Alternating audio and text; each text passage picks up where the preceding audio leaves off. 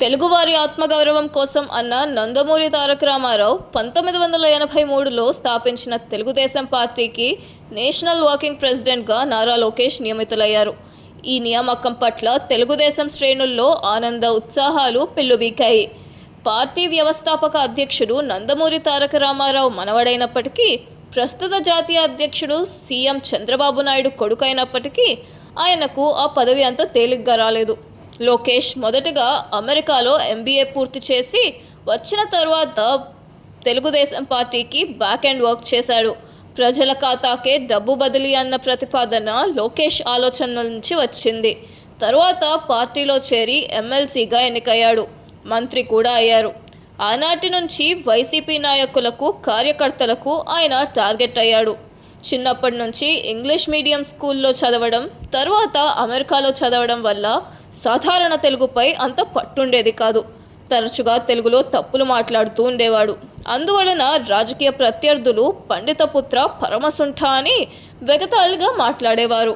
ఆయనకి కనీసం మాట్లాడడమే రాదు, ఈయన రాజకీయాలకు ఏం పనికొస్తాడు అనేవారు.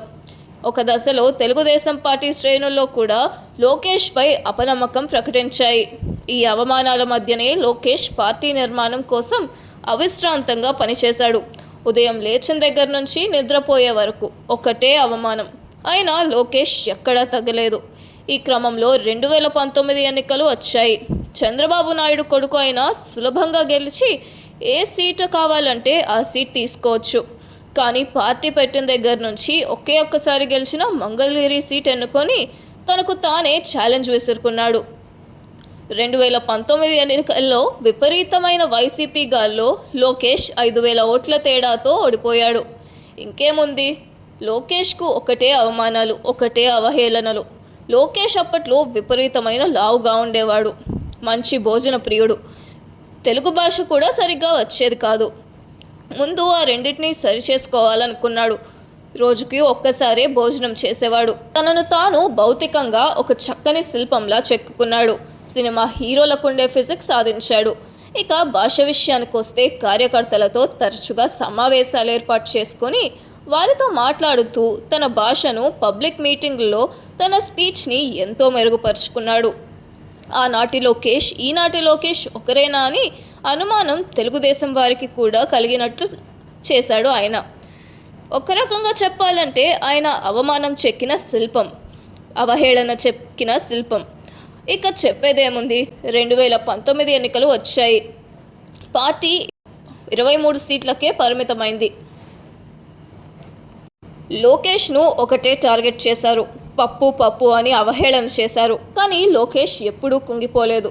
తనను తాను మార్చుకుంటూ ఓటమి నేర్పిన పాఠాలతో మరలా కథన రంగంలోకి దిగాడు. ఊరూరా తిరుగుతూ కార్యకర్తలతో ఇంటరాక్ట్ అవుతూ మరలా పార్టీకి ఊపు తీసుకొచ్చాడు. ఈ క్రమంలో చంద్రబాబుని, లోకేష్ను మానసికంగా కుంగదీయడానికి లోకేష్ తల్లి చంద్రబాబు భార్య అయినటువంటి భువనేశ్వరి గారిని నిండు శాసనసభలో అవమానించారు. అవమానాలు మనసులోనే ఉంచుకొని రెట్టించిన కష్టంతో పనిచేశాడు. కానీ ఎక్కడా మహిళల పట్ల అగౌరవంగా మాట్లాడలేదు. ఇక పాదయాత్ర ప్రారంభించాడు. అక్కడ మొదలైంది లోకేష్ అద్భుత ప్రస్థానం.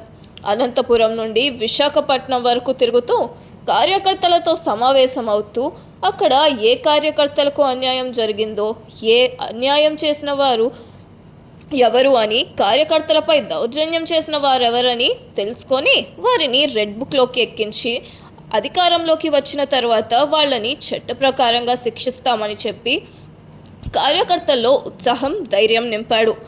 లోకేష్ కృషి, చంద్రబాబు నాయుడు వ్యూహాలు, పవన్ కళ్యాణ్ మద్దతు, ఈ మూడు కలిపి తెలుగుదేశం పార్టీ విజయఢంకం మోగించింది.